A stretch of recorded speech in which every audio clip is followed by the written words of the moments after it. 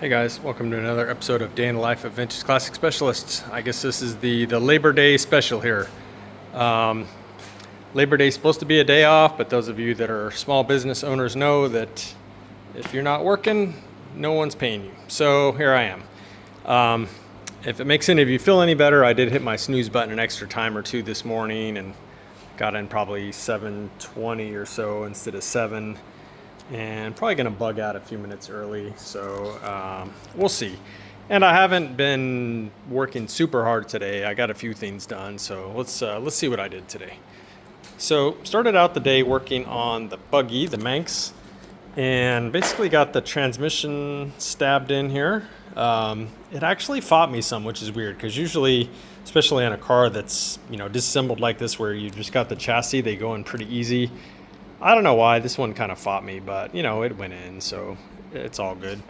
Got the spring plates bolted up to the axles and went ahead and formed the hard brake lines that go from the brake cylinder to the rubber hose here that allows the suspension to move. And yeah, that's it. This backing plate is just kind of stuck on here temporarily so I could form the line. Still waiting on my zinc platers. Hopefully tomorrow they'll have my zinc plating. A lot of that is actually the hardware and stuff to actually put this together. So again, I just kind of stuck that on there temporarily so I could know where to bend the lines. But anyway, yeah, so I got that done. I also put the shift rod in. You can kind of see it down there with its adjustable end.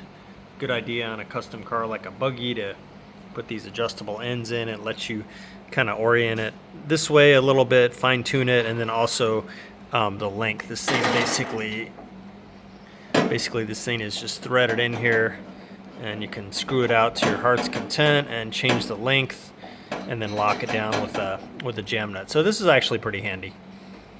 Anyhow, so that went on, and the Delrin bushing went on. Again, I've talked about that part a lot from Washburn's metal. It's the bushing that goes right there. Will never wear out or break or disintegrate like those plastic crappy ones that we've all been using for decades do. So, bitchin' little part right there. So I think that's pretty much what I got done on this car today. I did clean up the shifter parts and I think a few other odds and ends. I got to take another coat of stuff, or excuse me, another batch of stuff over to powder coating. So went ahead and got a few more things ready for that. Hopefully they don't take as long as they did on this most recent batch. They still have my rear drums and front drums and a couple other things. They have the pedals from the pedal assembly. Those guys are slammed, so I understand, but at the same time, waiting on my parts, them and the zinc plater, so it's kind of holding me up. It's only so much I can do on this car till I get more parts for it. So let's see what else I did today. I did actually work a little bit on the 68 double cab today, believe it or not. I hadn't touched this one in a while. What I did was I pulled off the sort of upholstery part of the dash. So this is kind of the front edge of the dash, and you can see right here is where the grab handle goes on the passenger side. This thing is cracked, which is fine because this is all going to get covered in leather. So this forward edge of the dash is all going to be covered in leather, which will match the leather upholstery that's being done.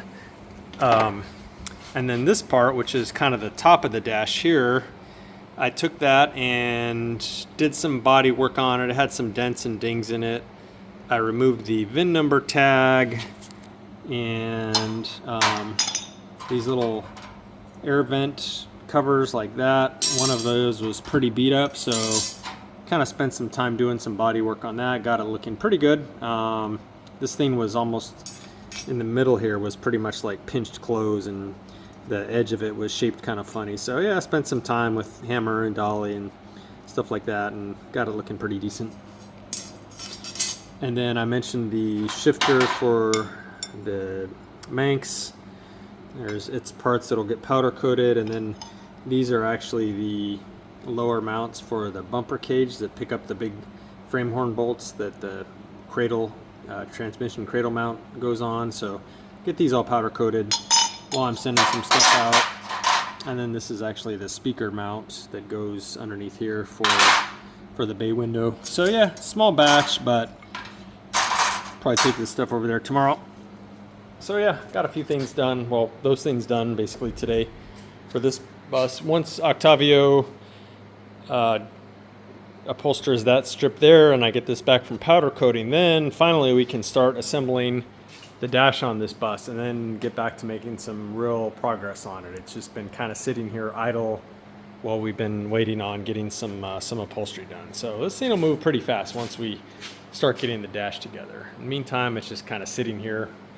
Mike, the owner, Mike, if you happen to see this, sorry your bus has kind of been sitting here for a while.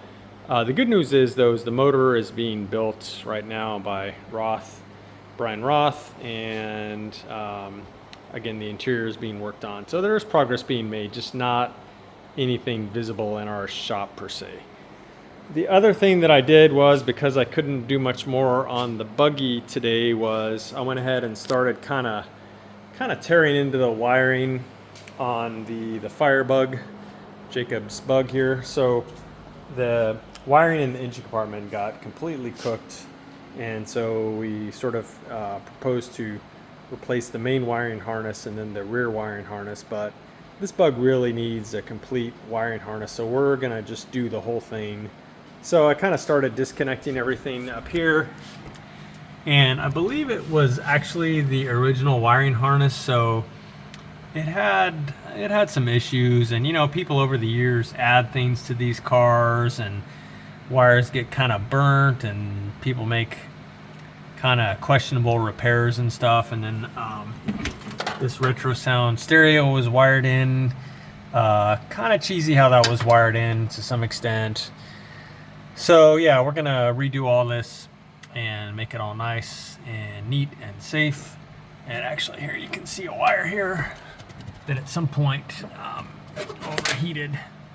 Yeah, look at that. Ugh, that's not safe. Yeah, and there's some wires in here that were worse than that actually. I don't know where they are at the moment, but yeah, it's a good idea to go and put a new wiring harness in this thing. So, and then it'll be all safe and clean and working well. So yeah, I went ahead and started on that. I didn't get a lot done. I think Jacob is going to come in tomorrow, and I know he's very keen to help out with the wiring on his bug. So I'm kind of stopping here at this moment, just got everything disconnected and kind of got the lay of the land here as far as how the stereo was connected.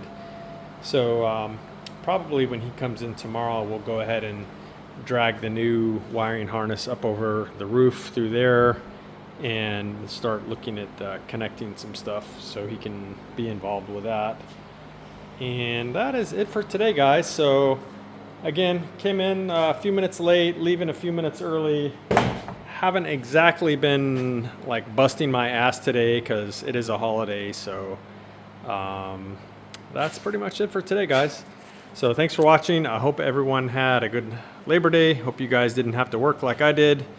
Anyway, we will see you again tomorrow. Bye.